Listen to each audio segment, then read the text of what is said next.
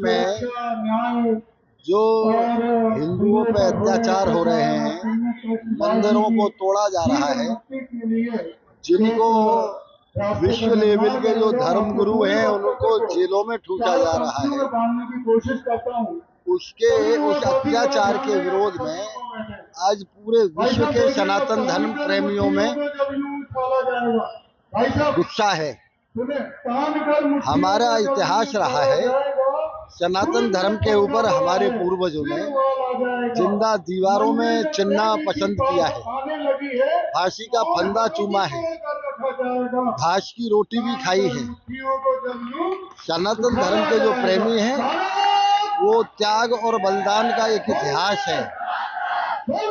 हमारा इतिहास है कि भगवान राम ने रावण पे विजय प्राप्त की, उन्होंने लंका का राज रावण के भाई को दे दिया। हमारा इतिहास है भगवान कृष्ण ने कंस का वध किया और राज कंस के पिताजी को दे दिया।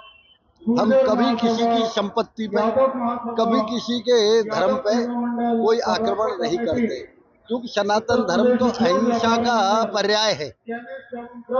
लेकिन हमारे सनातन धर्म में एक हाथ में शास्त्र है, दूसरे में शस्त्र भी है। यदि शास्त्र से कोई नहीं मानता है तो फिर शस्त्र उठाना ही पड़ता है।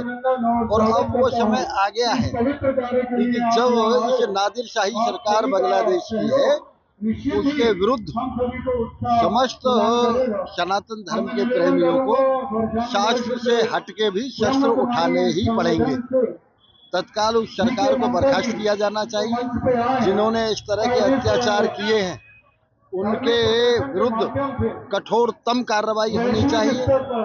और मैं तो यहाँ ये भी कहना चाहूँगा कि जो भी बहुत से ऐसे भाई हैं जो आज भी इस पर नहीं बोल रहे हैं, हिंदुस्तान की माटी में पैदा होने वाला व्यक्ति यदि इस पर नहीं बोलता है तो हमें उनका डीएनए भी टेस्ट कराना चाहिए कि वो भारतवासी है या नहीं है, भारत का डीएनए उनमें है या नहीं है। तो क्या कहेंगे, क्या कांग्रेस के लोग इस पर नहीं बोल रहे तो उनकी तरफ इशारा है आपका? बिल्कुल मैं ये कह रहा हूँ, कोई भी हो, वो चाहे कोई रेशी हो, लेकिन जो कोई भी सनातन धर्म के और हिंदुओं के अत्याचार के ऊपर, बांग्लादेश के अत्याचार के ऊपर नहीं बोलता है वो भारतवासी नहीं हो सकता। राहुल गांधी और प्रियंका गांधी संभल जा रहे हैं, रोक दिया है, कह रहे हैं योगी सरकार की हटकर हमें जाने नहीं दे रहे। देखिए ऐसा है, उन्हें संभल जाने की याद आ रही है। उन्होंने बांग्लादेश में हमारी बहन बेटियों के साथ जो अत्याचार हो रहा है उसकी याद नहीं है। उन्हें वो मंदिर टूट रहे हैं उनकी याद नहीं है। वहाँ हिंदू धर्मगुरु बंद हो रहे हैं, जेलों में ठूसे जा रहे हैं, उनकी याद नहीं है। जब बांग्लादेश बना था 24% हिंदू था, आज वह 8% रह गया है, उसकी उनको याद नहीं है।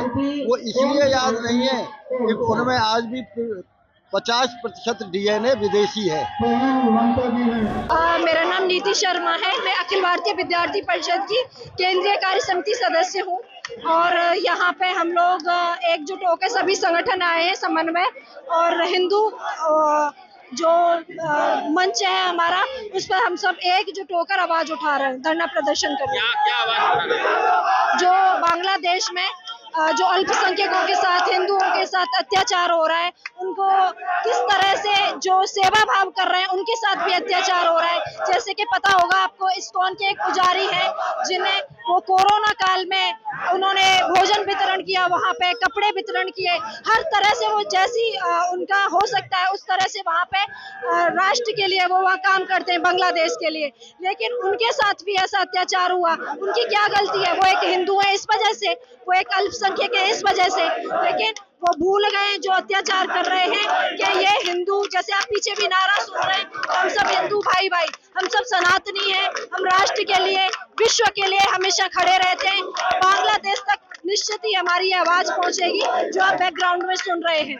प्रदर्शन हो रहा है, किस बात को लेकर प्रदर्शन हो रहा है? आज जो विकास बाजार में प्रदर्शन हो रहा है, बांग्लादेश में जो अल्पसंख्यक हिंदू है उस पर जो अत्याचार हो रहा है उसके विरोध में धरना प्रदर्शन हो रहा है। कहाँ से लोग आए हैं? अपने मथुरा जिले के हर कोने से यहाँ व्यक्ति आया है, वो बहनें भी आई हैं हर जगह से, जहाँ से वो संगठनों से जुड़ी हुई हैं, जिन को हमने सूचना दी वो सभी बहनें हमारे साथ आई हुई। मांग की जा रही है? सिर्फ एक ही मांग की जा रही है, जो हमारा हिंदू बांग्लादेश में है, जिस पर अत्याचार हो रहा है, उसका उत्पीड़न बंद होना चाहिए। स्वामी श्रीधराचार्य।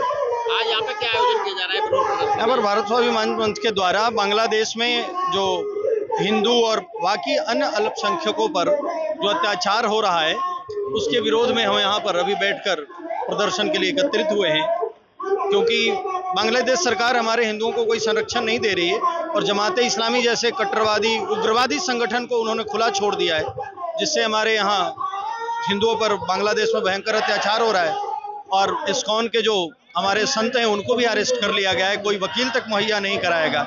इसके विरोध में हम यहाँ पर इकट्ठे हुए। तो बताइए, आज यहाँ पे विरोध प्रदर्शन किया जा रहा है, किस लिए किया जा रहा है? किस लिए किया जा रहा है? इस समय पर भारत दो भागों में विभक्त होने की तैयारी पर है।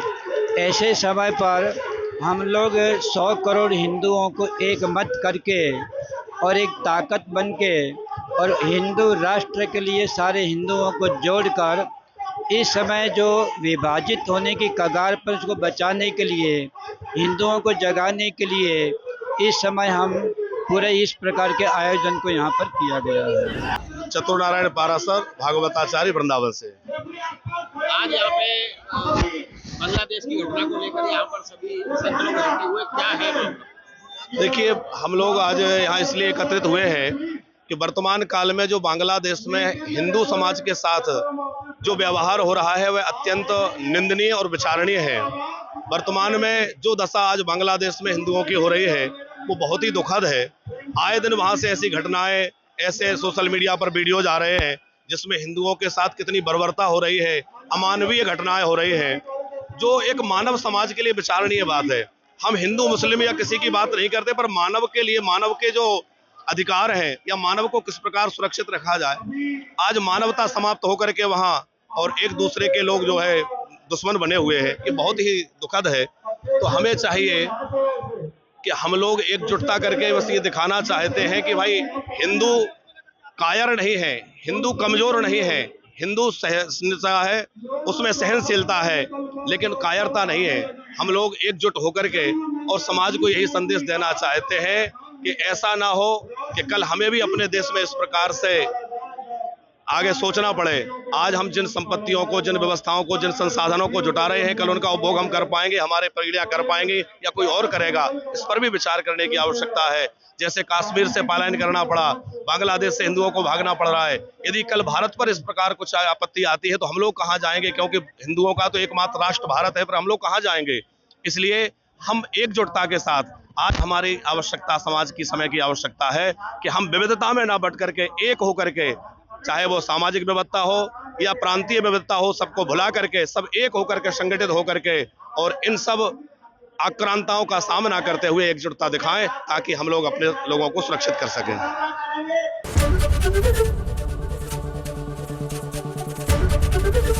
एबीपी गंगा, खबर आपकी, जुबान आपकी।